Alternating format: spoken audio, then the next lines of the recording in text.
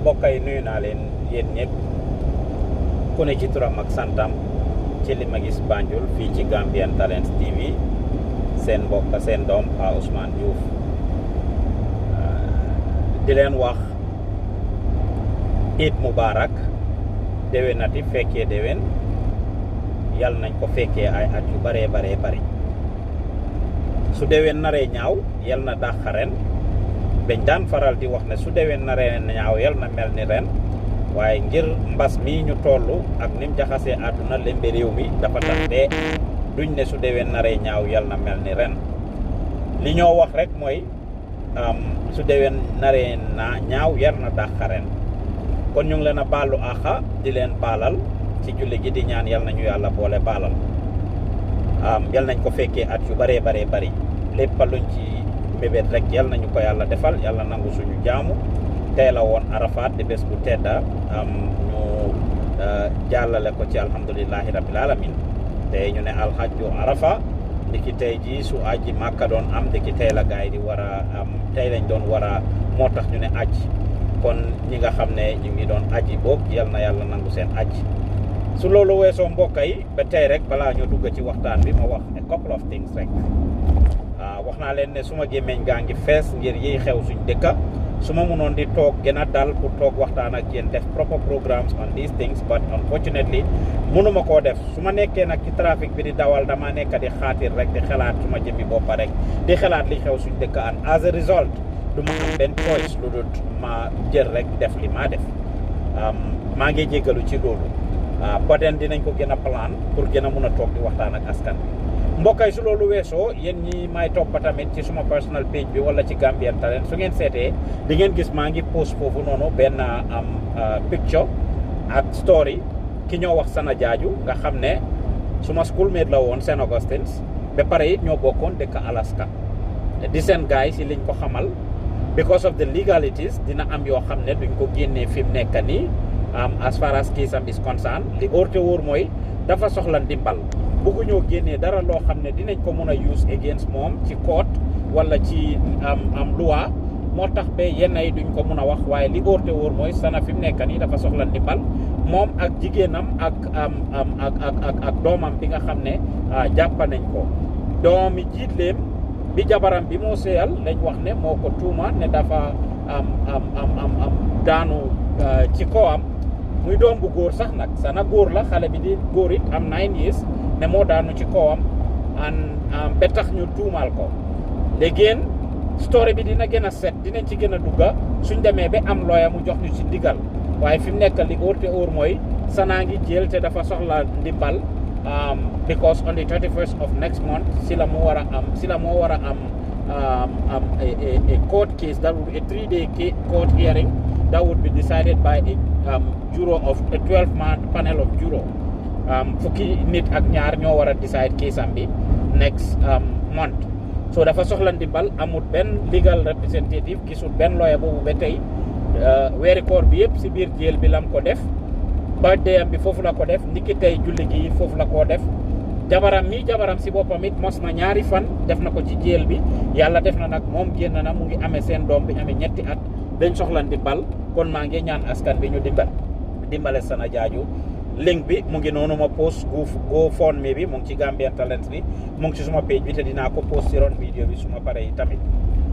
mbokk yi suñ jógee ci loolu tey la bési julli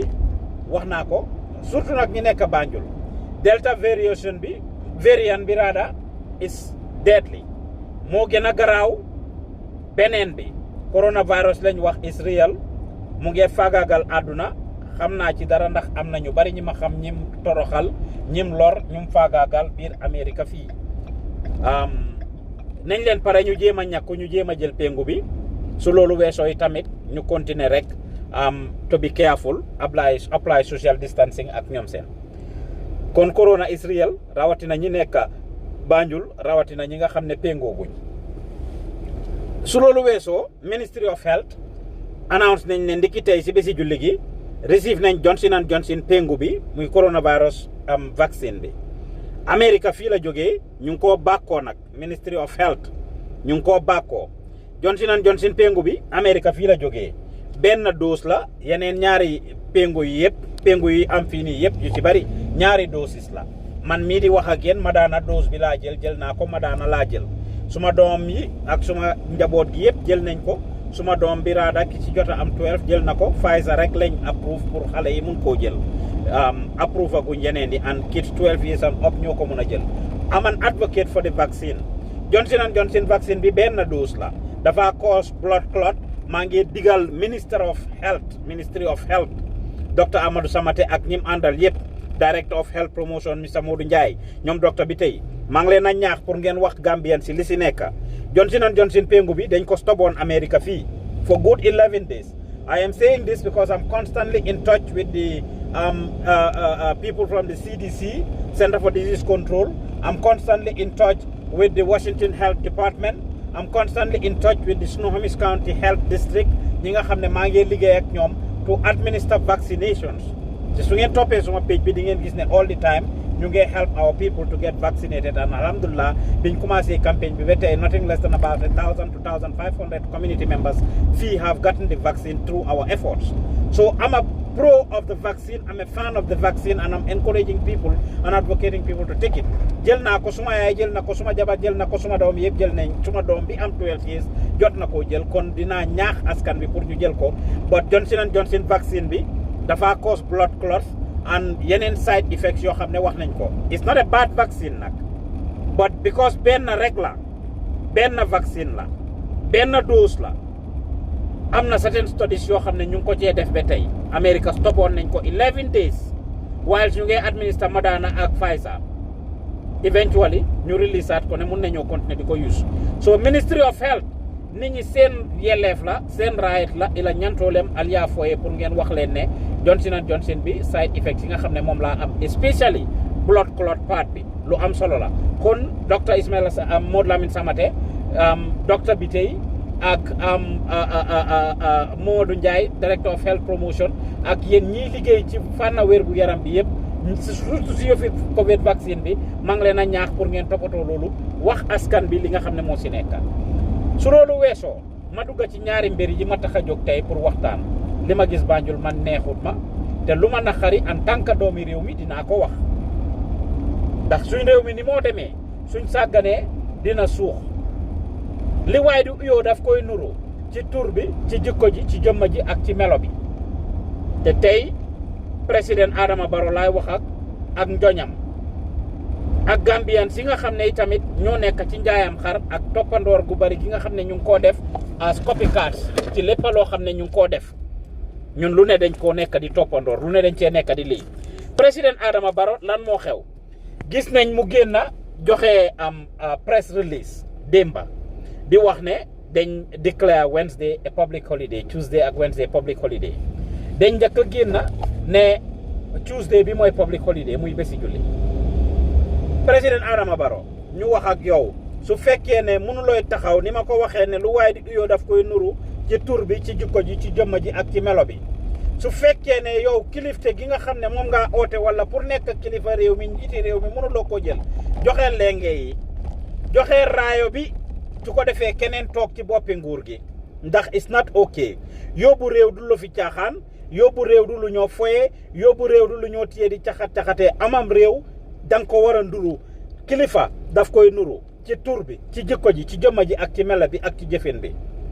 kilifa daf koy nuru ci tur bi ci jikko ji ci jëmma ji ak ci melo bi ndax président Adama Barrow ci korite gi lañ fi toog ñuy annonce ne julli la du julli bés bi foo julli nga def ko korite nga def ko public holiday this is because yow ak sa team bi yow ak ñi nga liggéeyal nekku leen di def liggéey bi comme ni ngeen ko war a defee su fekkee ne yow am nga lu mu fukki advisors lu mu fukki nit ngeen ne da nga leen jël ñu nekk sa advisor ñooñu ñooy nekk ñi lay xelal di la xelal ci different things including ci religious affairs nga jógee fa am sa permanent secretaries yi am sa directors yi am sa ministers yi ak everybody ñoo xam ne yaa ngi liggéey ak ñoom gisuma any reason why you should be making such big mistakes these are expensive mistakes mun naa jógee anywhere else but not even from government departments not from the presidency ndoog mun na moo jógee at any department any place but not government not the presidency ci korite bi day before julli da ngeen ko def public holiday yëpp si ñàkk a calculate ak ñàkk a tactical rush pour publish dara why tey ñu toogaat ngeen génnee press release barki démba ne da ngeen a def talaata rek public holiday. We are not advocating to have 2, 3, 4 days of public holiday. Yofi foyantula ci réew mi everywhere else around the world. benn ñaari fan is okay pour public holiday. waaye def ko ñeneenti fan juróomi fan. Civil servants si jëlal seen boppa those extra days is not okay. Teguñ ko fen and that is not what we are advocating here. Suma message bi binda naa a story on this earlier. Am ñoo xam ne misconstrue nañ ko probably. Yaakaar ne dañoo advocate pour ñu yokkal nit ñi ay fan. Déedéet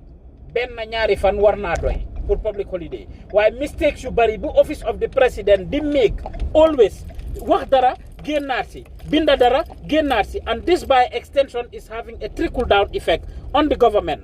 on all government departments. Lii moo nekk di xew fu nekk ci nguuri président Adama Barrow ci nguuri Gambia biñ toogee ba tey ñaareel several departments or ministries ci fa xew yépp ma paak tuuti to be in a safer spot jàkkaarloo kenn wax ak kenn président Adama Barrow biñ toogee ba tey ministre mi dañoo binda dara suñ ko bindee ci different ministries yi the next minute ñu jël ko contre ko di nga gis ministre bu binda dara ba foog ne moo si nekka permanent secretary bi génna counter ko wala président bi binda dara ba pare wala make decision keneen ñëw counter ko. nguur du dara lu dut kàddu soo demee ba nekk buur di nga am maxaama di nga am daraja di nga am alal di nga am baat wala kàddu yii yëpp ci màndarga nguur la yoo xam ne la dañ la koy dénka yii yëpp nag ci qualité si yàlla yi la yoo xam ne daf ko baaxee buur pour nga am ko soo nekkee président soo nekkee leader soo nekkee njiit da nga war a am autorité da nga war a am kàddu warulooy nekk borom kër sax ngeen seet ko rek soo nekkee sa kër tey nga wax lii ëllëg nga génn si gannaaw ëllëg nga wax li gannaawaati ëllëg nga génn si kan moo la respect kenn du la respect kenn du la dégga te lii moo tax security réew mi is affected moo tax corruption bi bari ci dëkk bi rawatina ci nguur gi fépp for them in every sector of the society because people nekkuñ di la déglu yow yaag sa ministre si da ngeen war a jóg to make sure that ku si nekk mu ngi def liggéeyam ni mu ko war a defee to make sure at the end of the day lépp loo xam ne lu war la mu ngi nekk ku nekk su defee liggéeyam foog naa duñ am loolu ida yow président Adama Barrow yaa ko parewut wala ñi laa liggéeyal ñoo la nekk di nax wala nekkuñ di la jox fa di la aide comme niñ la war a aide comme ni ma ko waxee président bi du am different advisors including an advisor on religious affairs nga ñëw am ministre boo xam ne moo amee wàllum religious affairs nga jógee fa ñoo am yenn press release bi ngeen génnee tey sometimes it can be very childish am pour break ko down Islamic calendar bi yes is based on the sighting of the moon pour weer biñ gis wala weer buñ gisut ñëpp xam nañ at least su ngeen xaaree ba bési lifin bi ni ngeen ko mujjee defee eventually lan moo tax mënu leen ko woon a defee noonu alia ba am public reaction su public bi génnee cash public bi génnee am cash wala ñu wax yenn si ngeen a door a mun a génn eventually pour correct ko or pour fix ko why does it have to take a public uproar public uprising pour ngeen mun a génn am public opinion pour ngeen mun a génn def yenn yi how competent are you? Why must the public dictate what you do? Yes, you are there for the public, but public bobu ñoo leen fa tek ñoo la sànnil karta ne all nañ your intellectual pedigree and your level-headedness and ability to be able to think well for them. Yow ak ministre yow nga tànn ñoo xam ne feel nga ne ñii baax nañ mun nañoo def liggéey bi nga jël leen teg leen fa kon at the end of the day yaakaar nañ ne war ngeen a mën a def loolu ñun ñuy receive seen email si. And I would say this, I would not be surprised election ngeen ñu fa génnee office of the president suñ amee seen press release yi ñaareel dinañ binda press release ne ñu ngi ko seen ñu fàtte ida mu am ay grammatical errors wala ñu war a seen press release am na times yoo xam ne sax seen nañ press release ñu war koo seen keneen wala ñu send the wrong press release put for the wrong attachment ñiy liggéey office of the president I will say it nag ndax li ma gis Banjul neexuma te li ma naqari dinaa ko wax en tant que doomi réew mi am na ñoo xam ne duñ ko musa wax because dinañ fiyee ne suñ ko waxee ngeen génne ñu seen email server bi email list bi génne leen ñu si waaye it's important pour ngeen bàyyi ko xel ñiy liggéey foofu email ciy jógee ci Ami Bojang ci soxo bi fa sana nekkee in fact li njëkk a wrong sax mooy ñuy use personal emails and I'm saying this pour ngeen fix ko office of the president xaaf leen am email addresses yoo xam ne is customized statehouse.gm Ami Bojang Sissoho wala A Sissoho at statehouse.gm Mfali Fadera at statehouse.gm Sanaki at statehouse.gm this tangam at statehouse.gm or whatsoever. I am saying this to the office of the president and to the Gambians. Lolu luma yaga buga wax la pare on ko wax. You need to fix it. And this is all part of the problem. How can you imagine kuy ligay office of the president they use personal email address to send emails? It is a fact. Mfali Farera mu nekkoon assistant bi foofu senior media assistant di liggéey ak Ami Bojang Sissoho daan send email si Ami Bojang yi daan jógee ci office of the president correspondence yooyu yëpp ba tey ji Mfali Farera moo doon send loolu personal email address am la doon di use for the most part to send these things Mfali nekk fa mu jógee fa ñu yóbbu ko si OIC bi Mfali Farera bi moo dem guess what all the contacts of the office of the president yim amoon yëpp la yóbbaale lépp lu xew OIC ak personal issues yi moo def yëpp yi moo dealat with yëpp la yóbbuwaale. Even if Ali has a personal lead, so he built his personal data with the email addresses of the different he took that away. Guess what? When Fally left, kan mo take over yefi Sana Camara. Sana ñëw struggle. Ñun suñ boppa bokkuñ woon ci seen server bi yu bari yu doon xew they were not informing us at the time. Guess what? Because Fally went away with all the data. Sana dafa am pour ñëw start from scratch the struggle. Li ma wax xam ngeen ko. Sana Camara was also using his personal email address to communicate with all of us. Lima wax duma ko nubba duma si laxa ay public officers ngeen te lolu ngeen wara def. Sana Camara was using his own personal email to send us correspondence and emails. Ngeen am ak Sana problem mu mujjé bayyi mom tamit da ngeen ko fire dafa ko wit bum ci munti nek based on a disagreement the lu orte or moy what is established is when Sana was leaving he equally took along your data because he was using his personal email address to send all the correspondence that were coming from the office of the president which is very wrong. Sana dem Zainab take over Zainab mo don send messages yoyu nonu yep. I've been very busy lately. There's a new name recently kuy send emails to the office of the president the same thing mang leena wax ngeen fix ko have an email address for every staff that is coming from the state house suñ national we are talking about our number one office of the country we are talking about the first citizen of the country lima wax ni is not allegation is not accusation dem len ngeen top ko ngeen date back to what I'm saying laaj len yeneen journalist ci dëkk bi yeen seen bop dem len ngeen set ko xam ngeen lima wax bu baax Dama am pour engage Ami Bojang Sissoho, have to send emails, we have to call and let them know. We will say this publicly. It is what is happening and the public need to know about these things.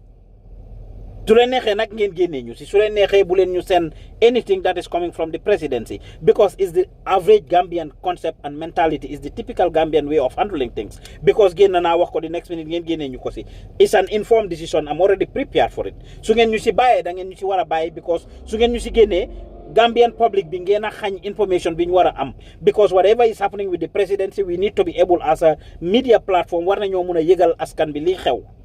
to su ngeen ñu si génnee ñi nga xam ne ñun rek la ñoo nooyee ñun la ñoo bëggee ñooñ ngeen a xañ information obviously eventually dinañ ko gis through other platforms but di ngeen leen ko xañ because am na ñoo xam ne nooyee wuñ benn platform lu dul Gambian Talents and they rely on us on a daily basis for news and information about the Gambia so kon fix leen loolu. These are things that you may think as minor or little, but they are big deal. The security of the country, sensitive information, so many different things. Like I said, what a send attachment, send the wrong attachment to us. To all the media houses. Send a call with a follow-up, sorry, disregard the first one. It was a mistake. Muna neka very sensitive information.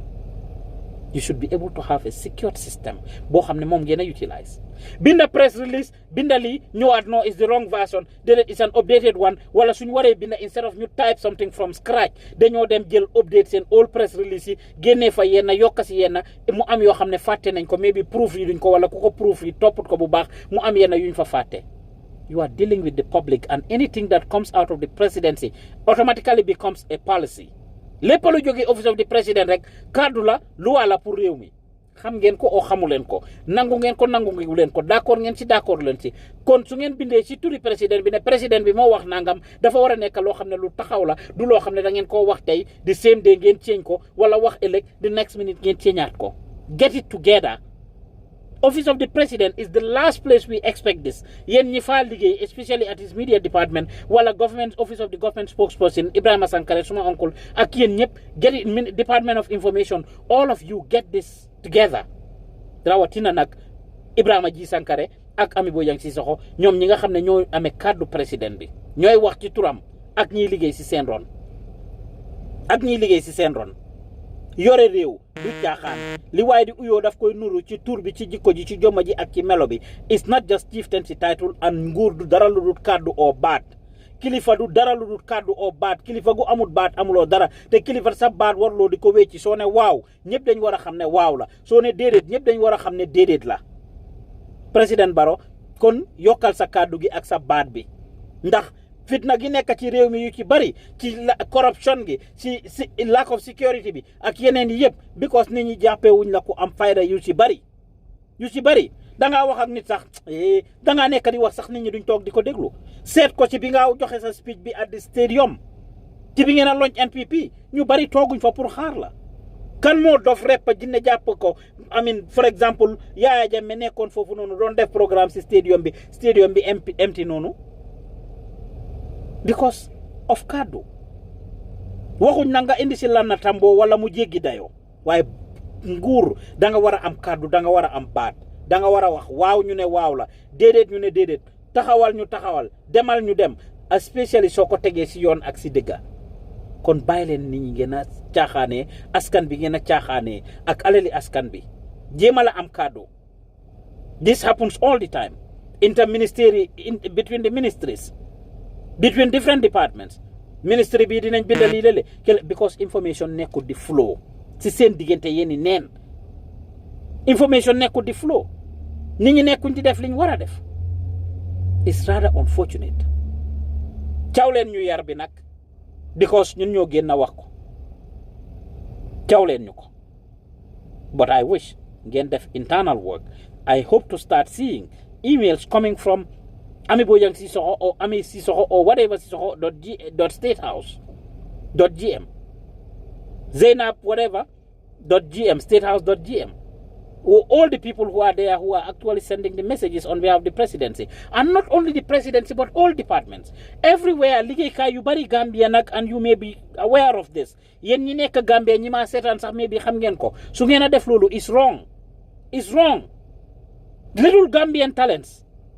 ñoom Fat Samba duñ dee send email in their own personal name any official correspondent bi ñoo def dañ am pour def ko ci turi institution bi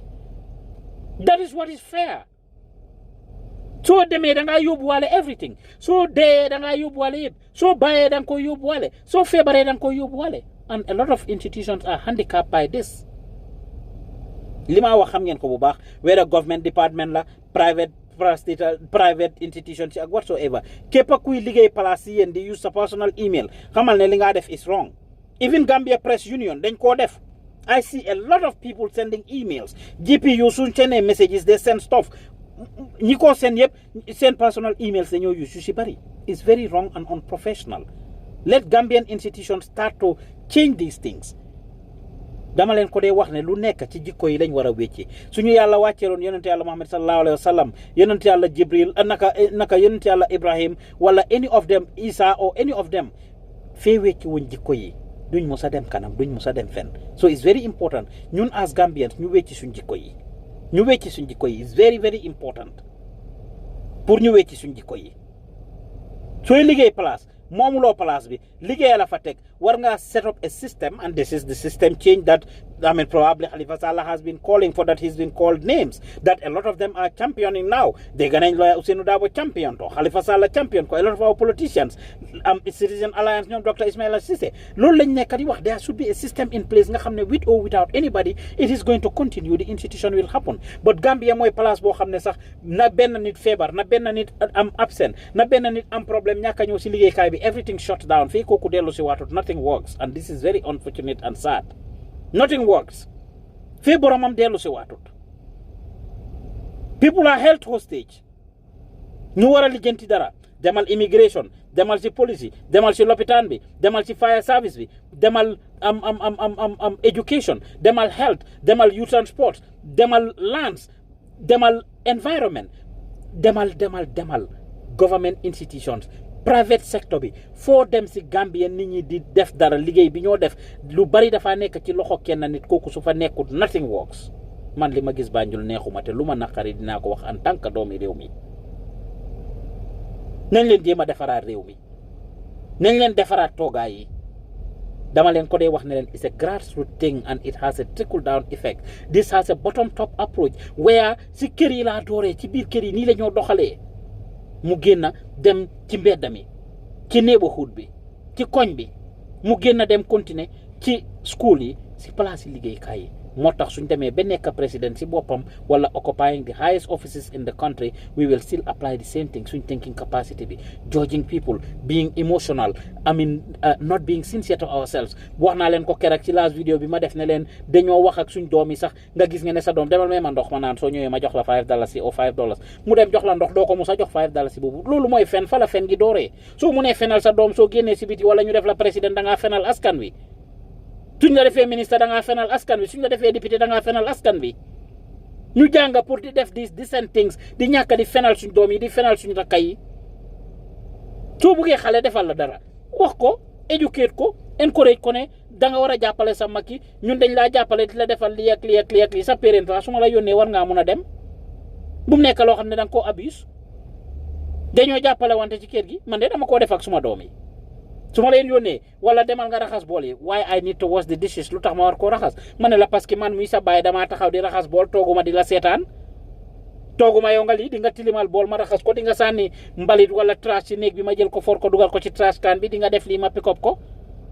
sa yére dafa tilim ma fóot ko dugal ko ci laundry bi soo kon lu tax yow man su suma yére tilimee doo ko fóot you have to educate the kids but not lie to them demal nga defal ma nangam soo ñëwee ma lii la. These are the things that we do. We are very insincere to ourselves. Nga nekk ci kër am dara nga aki moo ko yow kenn loo xam ne ñëpp a ko bokka nga aki moo ko yow kenn ba si lekk dañ koo teg nga xaraba bugga ci gën a am moo mondoo. These are the things that happen. Man lii laa gis Banjul te li ma gis Banjul neexuma te li ma naqari dinaa ko wax en tant que doomi réew mi. loolu mooy continuer. Those same people ñi liggéey office of the president ci kër lañ jógee. ci kër lañ jógee lii nekk ci kër yi moom dañoo indi ci koñ bi indi ko ci school bi indi ko ci liggéeykaay bi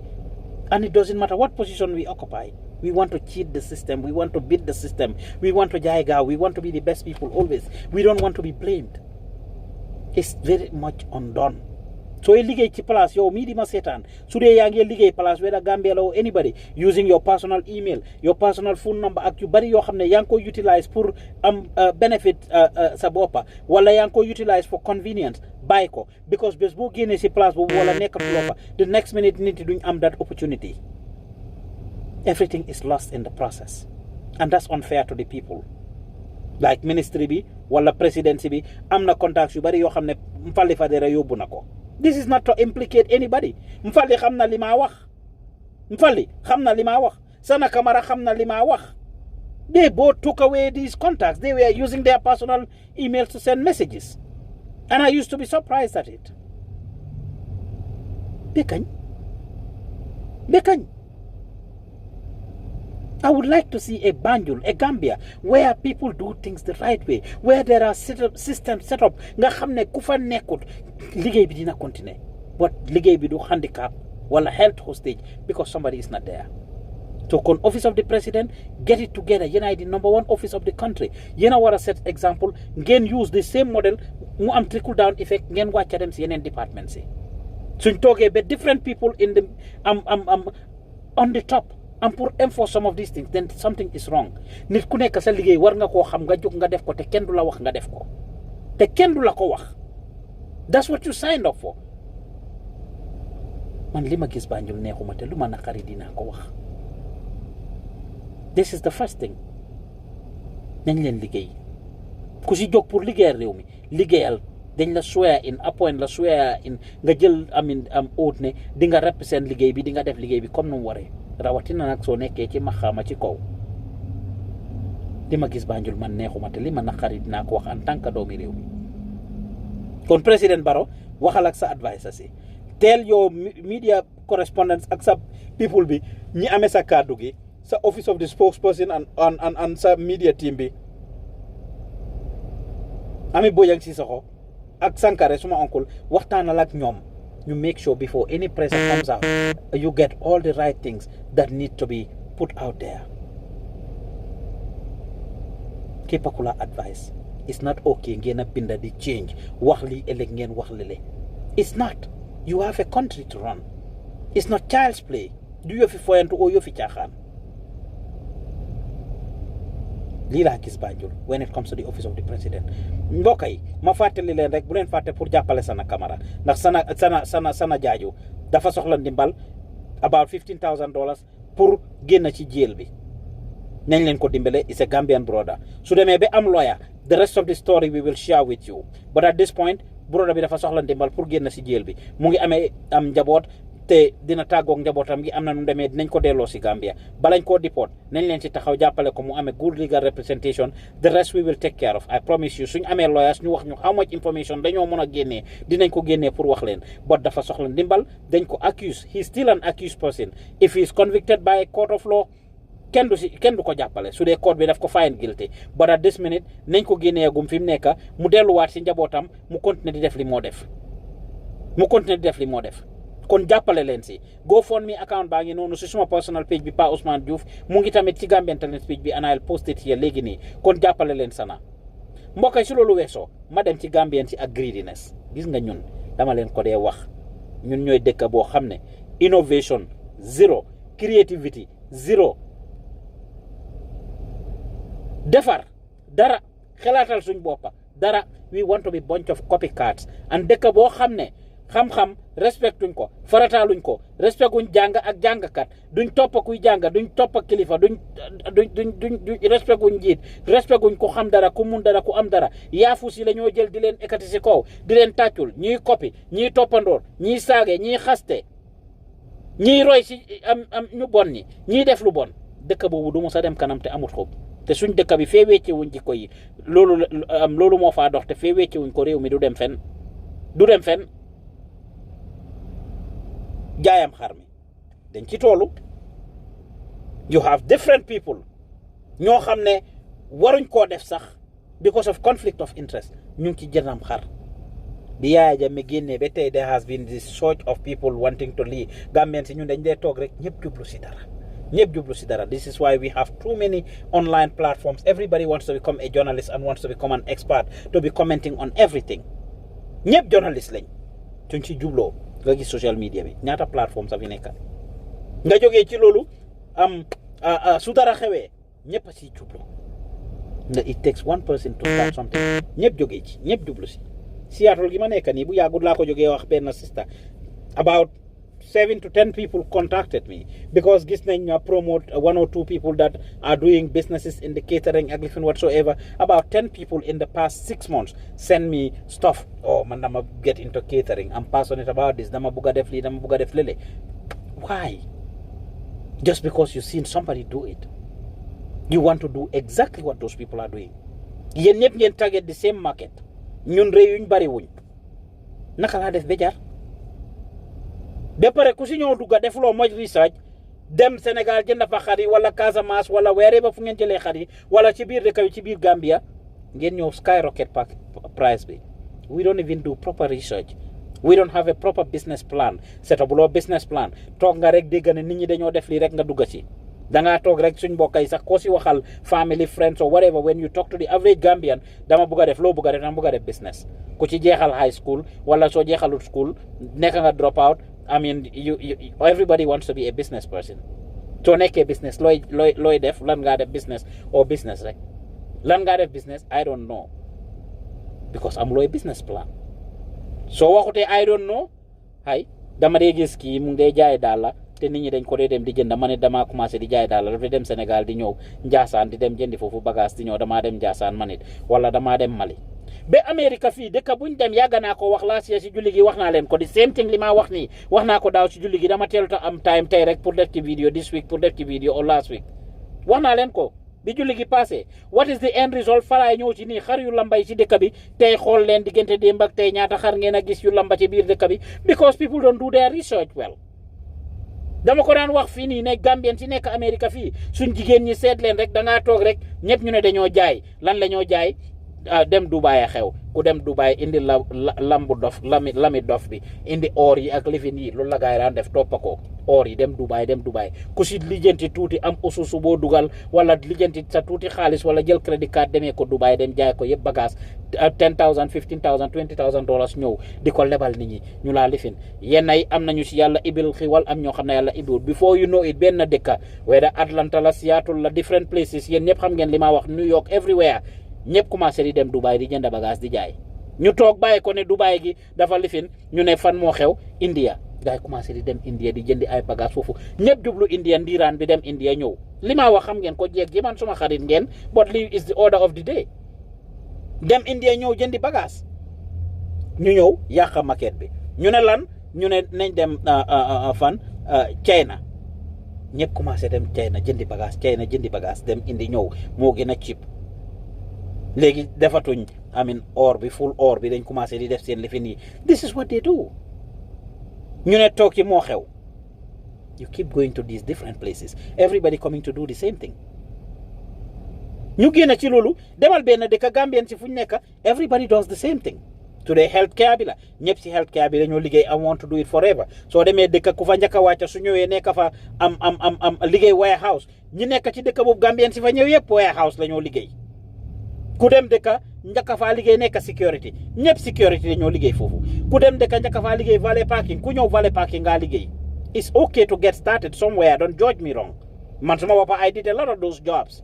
but should you limit yourself to just doing valet parking or security or liggéey ci gas station essentiel wala warehouse wala si farm si tool yi li ma wax xam ngeen ko bu baax Amérique fii dëkk boo dem am na foo xam ne ñii si farm si lañ nekk ci tool si ñu mel ni Rhode Island am na ñoo xam ne dëkk yoo xam ne ñëpp si health care system bi la ñoo liggéey this is not pour ŋàñña o bi sutura kenn li xew suñ dëkk fa lañ ko jëlee de remember wax naa leen ko ci kër yi lañ jógee Banjul liñ indi Banjul moom lañ indi Amérique fii toppandoor wante gi ak copycat yi bi ma leen a wax ci président Barrow ak State House wax naa leen ko the same thing lañ nekk di toppandoor valet parking ñëpp liggéey valet dem di jaay ticket si air wala liggéey si airport yi cleaning or whatever you're doing ñëpp def ko at some point Gambian si yëpp ñi Delta la ñoo liggéey or si airlines si because bëgg nañu am flight benefit li ak li ñu commencé dugal ci lu bari and we start doing so many different things this is the order of the day with the Gambian community everywhere and I know those of you in Europe and other places can relate to it ne ñëpp benn mbir mi la ñoo def always copycat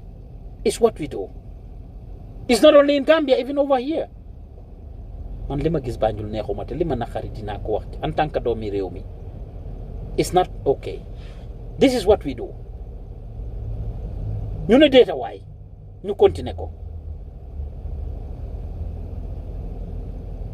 everybody gets into the same thing nga seet Gambia suñ ne modèle lañ ñëpp dugga ci modèle suñ ne fashion ñëpp dugga ci fashion Gambien si nekk fii liñ commencé léegi mooy jaay lekka ñu bari commencé ok dañoo jël container mu ñëw you know how many people get into jaay lekka defarantu mbaxal jumbo yi cere yi ak yooyu from Banjul ñu seen ko demal Atlanta ñëwal Seattle demal different places kong yi ok dama ko ship mu ñëw wala dañ ko lii ñoom ñëpp ñu bokk dugal ci benn container even ñu bokk parents sax ay family sisters ñëpp di jaay wala ay brothers ñëpp di jaay the same thing kan ngeen koo jaay kan who are you going to sell it to man li ma gis si Banjul ak doomi Banjul neexuma te li ma naqari dinaa ko wax en tant que doomi réew mi yéen ñëpp ngeen dem jëli things ñëw jaay ko the same people where will they buy it defu leen research defu leen feasibility studies amu leen comportement bi ak compétent bi amu leen patience bi amu leen skills yi gis nga du ne am xaalis rek da ngaa jël dugal ko ci dara sax xaalis bala nga koo dugal especially na nekk loo xam ne you are passionate about it loo bugga la su la si xaalis bi jiitalee da nga am xaalis rek tax nga dugal ko si du dem kanam you have to have the passion and the willpower nga toppa ko su fekkee ne du yow yaa koo liggéey sax ñi koo liggéey yow di nga am passion bi pour toppaleen di leen monitor di leen gestu di seet naka lañ koo defee te fekk it xam nga ko ba pare kenn du la ci mën a mbaamal moo tax de man li ma bugga ci laay jéem a yëngatu de li ma bugga kenn mënul ma cee mbaamal because soo ma si jéemee mbaamal dangaa nax sa boppa Typical example bi ma ibbi Gambian Talents in Gambia maak Ibu Njai and had this young man who was working there dafa dem defi coverage dem jël caméra yi dem shoot benn programme ñëw mu ne daf ko edit it would take him 1 week pour mu edit benn programme li xale yi di def léegi live di ko génnee live wala def ko within 30 minutes suñ demee coverage ñëw edit ko within 30 minutes 45 minutes ñu pare si the next minute ñu jël ko am air ko moom daf ko daan jël 1 week 2 weeks su ñoom Fatou Samba waxee mu ne xam nga soo demee ñëw da ngaa jël di dugal ko ci computer bi soo ko importé benn pare nga create folder nga jël ko dugal ko ci computer bi jël ko dugal ko ci Adobe bi timeline bi soo ko fa dugalee da nga am pour def color correction da nga am pour art text bi da nga am pour match ko da nga am pour def transition si soo paree nga jël ko nga bounce ko nga export ko explainal gars yi a long process ñoom Fatou Samba foog ne is superman work moo tax bi mu demee ba jàng ni ñoo édité moom Fatou Samba ak ñoom Aida keneen xale yi jigéen yi nekk foofu dañ dee toog sax di tooñ ko ne bi laay kii daf ñu parew na yëpp Mr Diouf ma ne leen lu xew ñu ne ma wel kii ni mu daan méttilooyee lii mu koo jël 1 week it's not this hard I encourage them eventually to learn to know the thing ñu xam ko bi mu ko defee benn ñaar ñetti yoon ma xam ko bi ma koolee ñu expliqué ma ne li ma wax amut because xamu leen ko moo tax mu leen a mbaamal jéem leen koo jàng xam ko yéen seen bopp ci lañ ko commencé di jàng ba mokkal ko xam ko ñoom seen boppa ñu commencé di ko def alhamdulillah nekkatu fa they continue to do so a system is in place people learn to do different things man fépp fu ma nekk ak lu ma taxawal dinaa make sure mu taxaw in a way that it's not gonna be reliant on me su ma fa nekkutee keneen ak keneen nekkut fa it will still continue and there will be continuity but this is the average Gambian thing lépp looy def na nekk loo xam loo bugga bul gis nit dugga ci dara rek nga ne danga koo def am na ñu maa call dama bëgg a set up media house dem leen set up let everybody go set up a media house you are not passionate about it da nga am xaalis rek boo bëgg a dugal demal nga set up media house nekkuloo Gambia nekkuloo fa wala nga def ko ci diaspora bi sax whatever jëndal all the gadgets nga dugal sa nekk wala nga dem ibbi place jël place rent place and you do it nga seet du dem fenn tu fekkee ne du sa passion te xamuloo ko Gambien si nañ leen di gestu di def sa kisi balaa ñoo dugg ci dara ñiy jaay xar ci réew mi dañ over bari ba pare defuñ feasibility studies ba pare dem di ci spend xaalis bu bari you have to know réew mi naka lañ mel yow óor na la ne di average Gambian person fi ñu toll nii luñ lekk sax problème la pour ñoom ak luñ bugg a njëgi xar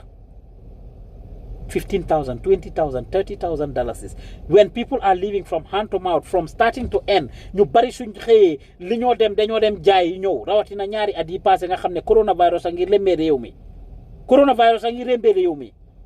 nit ñi ñu ngi ne ngéej luñ lekk on a daily basis Gambia nit ñi ci jaay ak jënd lañ ko rely wala even ñuy liggéey sax balaa weer bi di dee leb nañ bitigi pol bi leb nañ different people foofu noonu foo xam ne fa la ñoo jëlee am lifin seen groceries yi leb nañ ko leba seen xaalis bi jeex na balaa ñoo feyeku xaalis bi spend nañ ko ba pare this is the fact in Gambia. It's only a chosen few who are able to go and provide these things for themselves. Less than 10% of the population nga wax ne ñu ngi dallu boo xam ne dinañ dem jënd groceries 1 week 1 month pour teg si seen néegi dugal ci freezer si ak different whatsoever. A lot of the people live from hand to mouth dañoo xëy suba suñ jógee ñu dem jëndi dem ci marché bi raba luñ am ñu jow jëndee ko dépassé ko the next day su maire bi demut jaay si school bi demut si marché bi jaay demut ci géej gi dem nappi foofu demut ci naakoy wala ci faro bi wala any of these places they don't have it. This is the average thing ba ñu ci kombo gi nag wala toog si bunti kër gi jaay wala any type of business buñ def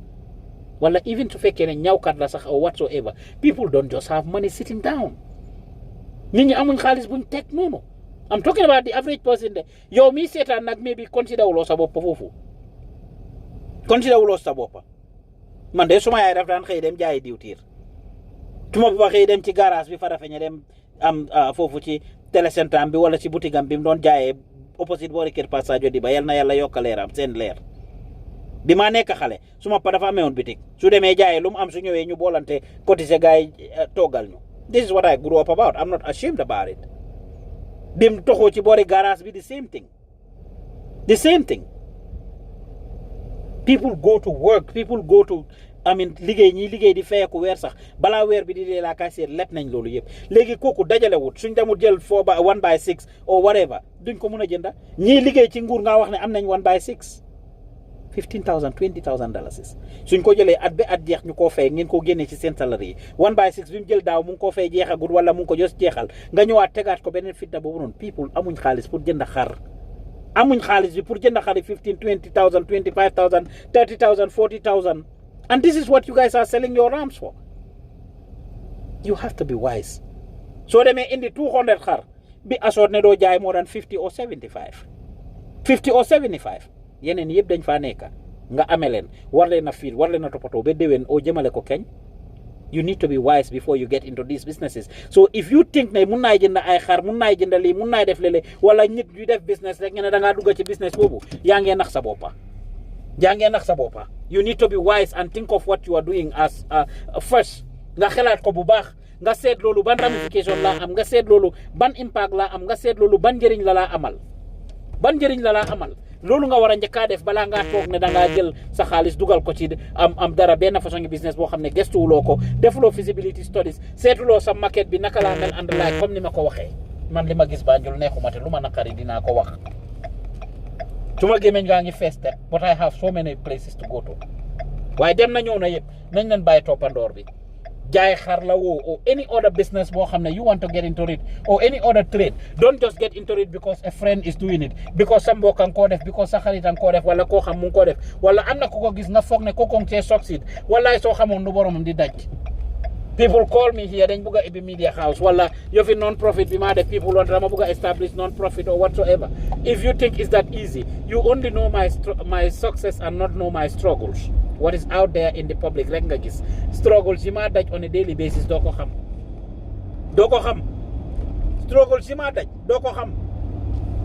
kum óor ne man léegi laa door a wàcca suñ Seattle fii nii 10 o'clock laa door a génn si office bi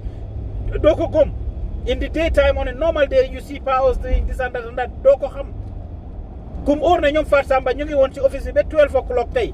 ci guddi bii nii because si suba si ñu ngi war a xëy dem am cover ji julli bi Pipeline Mosque ñu ngi war a xëy cover julli bi King Fahd Mosque office of the president ñu ngi war a jógee foofu dem State House pour cover Banjul Muslim Elders meeting bi with the office of the president ñu ngi war a dem Birkama pour dem cover ji place yooyu noonu we have had meetings and consultations and conversations ba 12 o'clock si guddi la gars yi jógee foofu moom ak Aida Quebec ñeneen ñi pour ñu dem ñibbi dem tëddi by 6 o'clock ñu ngi war a jóg because dañ war a yóbbu ñooñu yëpp everywhere pour ñu dem defi coverage boobu yéen su ngeen toogee ba 9 10 o'clock nag tey ngeen gis ñu def coverage boobu you think benn 1 hour la not knowing that all these days ñu ngee toggali gis ngeen suñ road to ndewenal bi gars yi di organise 7 people yi ñu war a visit for the past 1 month ñu ngee togga road to ndewenal boobu noonu consultation ñan la ñoo dem visit reach out to those people put together the logistics whether it's the logistics pour ñi ñoo àndal yan moto la ñoo use lekka yi ñoo togga ñan la ñoo dem visiti defar flyers yi consultation ban moto la ñoo use yan entertainment la ñoo am all of these logistics put together I have constant meetings with the team in Gambia and don't sleep at night li ma wàcca nii du may nelaw si kanam they'll be calling me and I'll be on the phone with them coordinating back and forth lan la ñoo def li ak lii so soo toogee nga gis success whatever you see out there not knowing liñ nekk di daj wala li ma daj wala li ñoom Fatou Samba di def you just see them out there dem nañ def road to ndewenal day after Tobaski ngeen gis ñu sanse gis ñu def everything and you don't know the logistics involved even pour solal xale yooyu sax seen yére yi and back and forth and everything that was involved transportation gas internet bi gadgets yi ñu war a use you don't know everything that we go through and I'm just saying this the same thing applies to so many other people in so many different fields gis nga waaye mu am restaurant nga xëy rek sa waa ji mu ngi am restaurant mu ngi capte mu ngi doxal xamuloo kooku lu mu def ba am restaurant am xamuloo kooku lu moo daj even ci restaurant googu yow immediate success bi rek nga gis nga saa waaye amee daycare am wala ibina any form of business jaay lekka jaay yére jaay li am atelier di ñaw whatever you just don't know what they go through xamuloo li boromam di daj to jaaykat yi xar yi nañ bàyyi greediness bi nañ def feasibility studies képp ku ci bugg a dugga defal feasibility studies su la óoree ne xar yi li nga koo jëndee dafa ay 10,000 nga koo jëndee xamal ne soo ñëwee doo ree sa transportation sa taxis yi nga fay ak everything else soo ko seetee ak coono bi nga see daj soo ñëwee war koo jaay doo ree nga jëndal lu em sax sooy def nga start small and grow into it but a lot of people dañoo commencé business bugga koo sànjaafu if you start high you fall soo daanoo soo jógee ci kaw a kaw nga daanoo dafa overmeeti versus koo xam ne dafa cippaalu ku cippaalu si suuf nii ak koo xam ne si kaw a kaw la jugee ci kaw taax wala ci plane mu daanu si suuf ak koo xam ne benn ñaari step si kaw la daanu impact bi is not going to be the same ki daanoo ci kaw asamaan bi wala ci kaw taax mooy gën a méttile tu dalee dan ki daanu léegi kon yii yuñ war a bàyyi xel la as a people balaa ñoo dugga ci dara nañ ko seetaan jaaykati xar yi daaw xewoon na ren gi ëllëg ngeen seet tey ak ëllëg you will see a lot of xar yoo xam ne dañ lamba ci dëkk bi dañ lamba because seeni borom defuñ liñ war a defuñ seen assignment well and dañ war a xam ni ma ko waxee nit ñi ci ñaata xaalis dañ am wala am nañ xaalis wala amuñ xaalis is very important pour ñuy def feasibility studies di xam ci lan la ñoo dugga te bàyyi greediness bi ñëw because people are living rek ngeen foog ne ñaa ngi desperate time yi julli la there is no price control ku nekk jaayee sa xar li la neex ñëpp a ngee braak ñi am jegi xar 15,000 lañ jëndee 20,000 lañ jëndee 30,000 lañ jëndee suñ xar bi ana xar ana njegi 30,000 40,000 50,000 dina fa yàgga toog te du ngeen am ku ko jënda kon man li ma gis Banjul neexuma te lu ma naqari man dinaa ko wax lii mooy li nga xam ne moo nekk di xew suñ dëkka I would like to see a Banjul, a Gambia, where people will be looking at things holistically and do proper research. Xam ne lii kat suñ ko defee dina lor askan bi wala su ma ko defee mun na maa lor man suma boppa xaalis bu ndaw bu ma am balaa ma ko dugal ci anything naa ko gëstu naa ko seetaat naa ko kisi ba nga xam ne óor na ma ne lii kat su ma ko amee dinaa yóbbu kanam kon maa ngi leen ay bëggee di leen gërëm di leen sant ci li ma gis Banjul neexut ma man te li ma naqari dinaa ko wax en tant que doomi réew mi fexe leen ngeen jéem a seet naka la ñoo def ba yóbbu réew mi kanam collectively ñuy jàppale wante instead of kenn nit rek di jéem a def dara maa ngi leen a bëggee di leen gërëm di leen sant jàppale leen Sana Jaaju again ci beneen yoon maa ngi koo wax click leen on the link dinaa ko share si biir vidéo bii nii dinaa ko post tamit si kaw vidéo bi right as soon as I finish I should even be able to do that let me see ndax dinaa ko mun a def léegi nii ma share information bi about affaire yi Sana yes I just shared it foofu noonu link baa ngi noonu su ngeen ko cliquer di ngeen fa gis GoFundMe account di ngeen fa gis Zelle ak cash app pour yéen ñi nekk Amérique fi ngeen a mun a contribuer pour jàppale Sana nañ leen ko jàppale pour mu am génn ci tuuxi duna gi mu nekk delluwaat si njabootam gi maa ngi leen a ñaan tamit ngeen share vidéo bi ni ma ko dee waxee always keneen dina ci déglu koo xam ne dina am lum si jàngee loo xam ne dina ko xam nañ ne tudda nañ fi i tur te tur yi ma tudda yëpp yàqaderi kenn taxut maa jóg waxal kenn lum defut taxut maa jóg li am rek lañ jot a wax te suñ ko defee rek dina yóbbu réew mi kanam ku si nekk su defee li mu war a de wax ku nekk da nga am sa waar nga bay ko ma bay suma waar nga bay sa waar su ko defee tool bi du booy at the end of the day kon maa ngi leen a bëggee di leen gërëm di leen sant li ma gis Banjul la woon jógee fii ci Gambian Talents TV Pa Ousman Joof di leen ko indil seen leen ñu ay stars subscribe to our channel for $5 only su ngeen seetee si boori link bi di ngeen fa gis a love sign with a green button su ngeen ko cliquer a green button with a love sign in it su ngeen ko cliquer dina leen yóbbu a secured link where you can contribute to $5 a day pour jàppale ñu jàppale ndaw yi nga xam ne ñu ngi leen a jàppale in Gambia di leen jàngal métier ndax ñun we are non profit public broadcasting network seeni gémmiñ la ñoo waxee seeni boot la ñoo xoolee seeni noppa la ñoo dégloo maa ngi leen a bëggee di leen gërëm di leen sant di leen wax Eid Mubarak déwénati ci beneen yoon jërë ngeen jëf